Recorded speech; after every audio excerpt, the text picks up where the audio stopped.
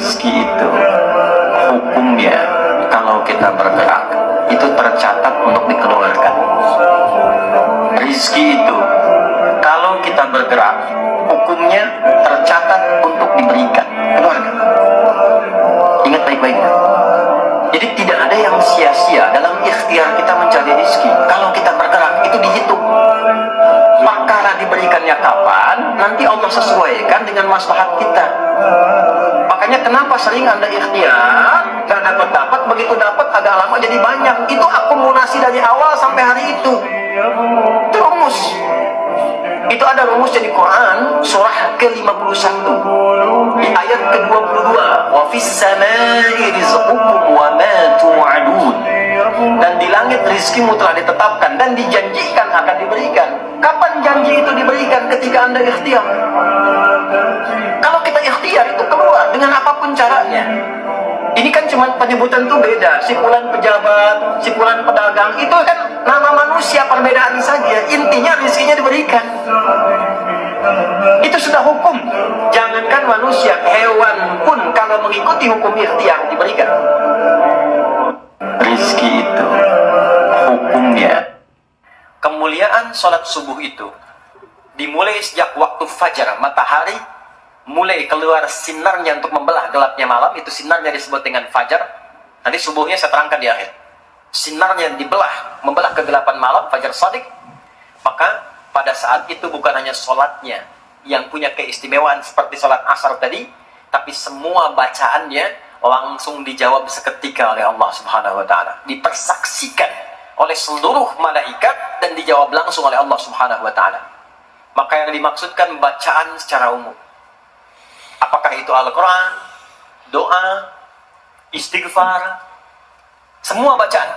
Jadi kalau Anda berdoa, maaf, doanya lebih cepat terkabul kalau dipanjatkan dengan cara yang benar dan khusyuk. Kalau Anda istighfar, langsung dijawab. Kalau kita baca Quran, pahala langsung dituliskan berlipat. Itulah kemuliaan waktu fajar. Jadi Allah sendiri yang menyampaikan, bukan cuma sholat yang penting, semua bacaannya itu langsung didengar, langsung direspon, langsung dipersaksikan. Karena itu ada anjuran bahkan dari Al-Quran, dan ini dikerjakan oleh semua sahabat. Saking pentingnya sholat subuh itu, waktu fajar itu, bahkan mereka bangun dan menunggu sebelum tiba fajar. Maka disitulah muncul kemudian tahajud. Maka muncullah kemudian istighfar sebelum waktu subuh. Kemuliaan sholat subuh itu, tidak ada orang hidup yang tidak punya masalah.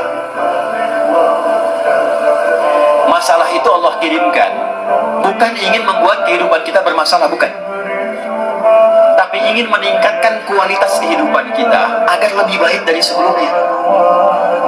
Karena kalau tidak diuji, Bu, kemampuan kita tidak keluar. Anak-anak ibu yang sekolah itu ada ujian nggak? Kalau nggak ada ujian, itu ibu nggak akan tahu anak ibu tuh benar nggak belajarnya, ilmunya dapat nggak. Untuk menguji bahwa dia sudah dapat ilmu, punya kemampuan baru, mesti ada ujian. Nanti kalau sudah pintar, naik kelas dia menghadapi masalah yang baru.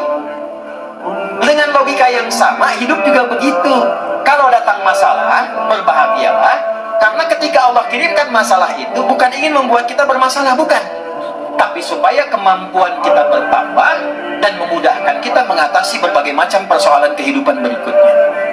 Tidak ada orang hidup yang saya punya Allah. Itu kalau kalimat itu sudah ada dalam hati, saya punya Allah, semua hidup akan terasa ringan. Ketika ibu punya masalah di rumah tangga dan semua orang mengatakan mustahil, tapi ibu merasa punya Allah, itu ringan. Saya punya Allah. Sekarang itu yang mahal. Itu yang mahal. Karena tidak sedikit umat Islam saat ini belum memantapkan kalimat surat Al-Ikhlas itu ke dalam jiwanya, sehingga belum apa-apa sudah mengeluh. Alih-alih kembali kepada Allah, kebergantungan kepada makhluk begitu tinggi. Saya punya